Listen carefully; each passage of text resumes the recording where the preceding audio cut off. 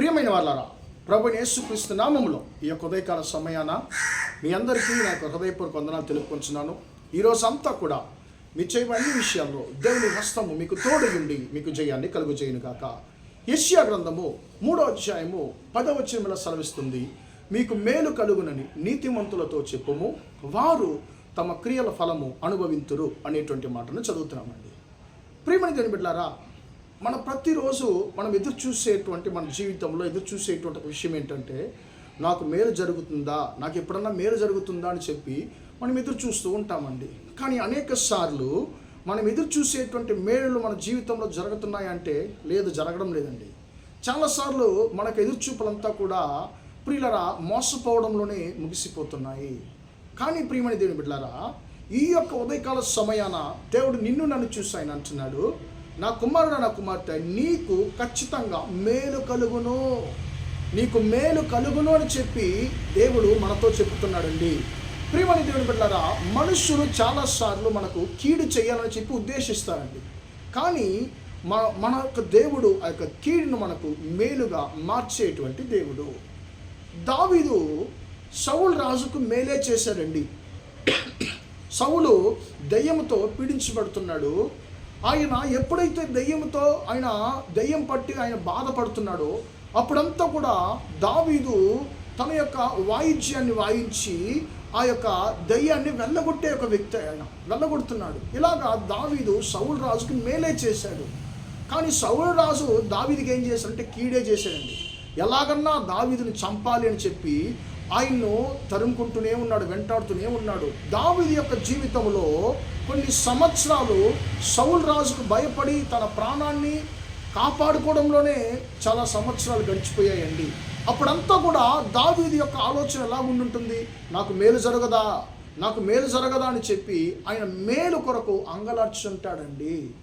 ప్రియులారా, ఒక రోజు వచ్చింది, సౌలు ఆత్మహత్య చేసుకొని చనిపోయాడు.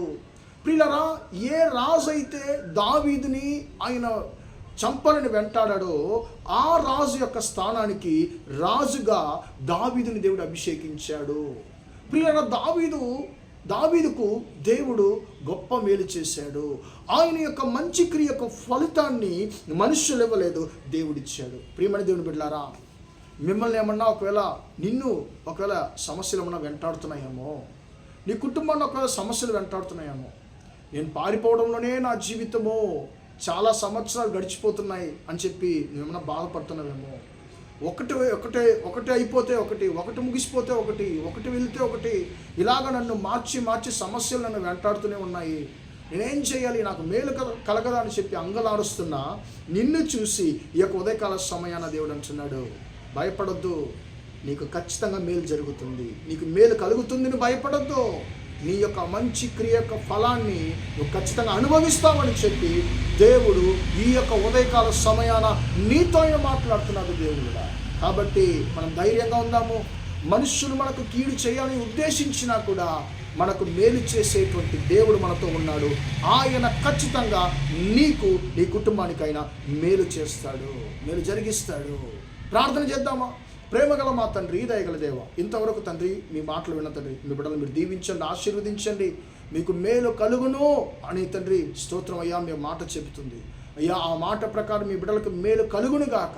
యేసయ్య నామములో తండ్రి వీరి యొక్క మంచి క్రియల యొక్క ఫలాన్ని తండ్రి వీరు అనుభవించురుగా కానీ ప్రార్థిస్తున్నాను. ఈరోజు అంతా కూడా తండ్రి మీ బిడ్డలు చేసే అన్ని విషయాల్లో మీ దీవించే హస్తం మీ బిడ్డలతో తోడుని నడిపించండి అయ్యా. వీరిని వెంటాడుతున్నటువంటి ప్రతి ఒక్క కీడు శాశ్వతంగా తొలగిపోవునుగా కానీ ప్రార్థిస్తున్నాను తండ్రి. స్తోత్రమయ్యా, మీ బిడ్డలకు తండ్రి మీరు మేలు జరిగించండి, వారి యొక్క మంచి క్రియలకు తగిన ఫలితాన్ని వారికి దయచేయమని ప్రార్థిస్తున్నాను. ఈ వాక్యము 100% నీ బిడ్డల యొక్క జీవితంలో నెరవేరునుగా కానీ యేసయ్య నామంలో ప్రార్థిస్తున్నాను తండ్రి. ఆమేన్, ఆమేన్. ప్రియమైన వాళ్ళారా, దేవుడు మిమ్మల్ని దీవించి ఆశీర్వదించును గాక. Praise the lord.